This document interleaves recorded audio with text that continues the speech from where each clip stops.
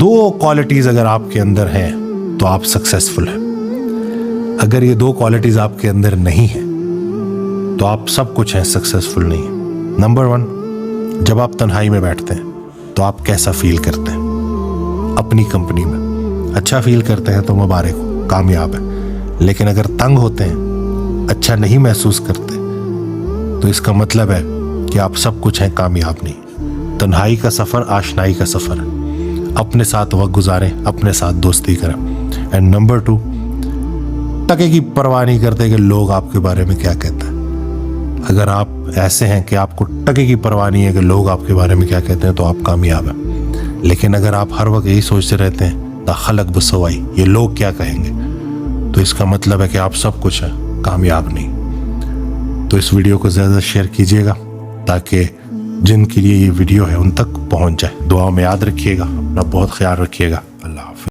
آج میں بات کر رہا ہوں ایک بڑے امپورٹنٹ ٹاپک کو لے کے، اور میں چاہتا ہوں کہ آپ بہت غور سے اس بات کو سمجھیں، سنیں اور اس کے اوپر عمل کریں تاکہ آپ کی زندگی میں آسانی آئے. ایک چیز جو میں نوٹ کر رہا ہوں نا، کہ ہماری زندگی کا جو کنٹرول ہمارے ہاتھ میں ہونا چاہیے. ویسے تو جو کر رہا ہے اللہ کر رہا ہے، اور اللہ جو کرتا ہے بالکل صحیح کرتا ہے. لیکن ہماری راہ میں جو سب سے بڑی رکاوٹ ہوتی ہے وہ ہم خود ہوتے ہیں.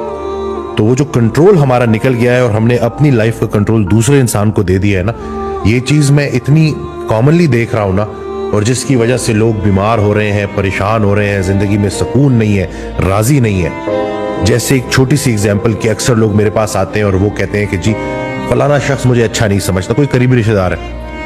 تو بھائی آپ کیوں اپنے آپ کو اچھا ثابت کرنا چاہتے ہیں، یا آپ اپنی اچھائی کیوں اس کے منہ سے سننا چاہتے ہیں؟ حضرت واصف علی واصف رحمۃ اللہ کا بڑا پیارا جملہ ہے کہ اپنے منہ سے اپنی تعریف کرنا یہ عذاب ہے، اور اب کسی دوسرے کے منہ سے اپنی تعریف سننا یہ جو ہے بیماری ہے.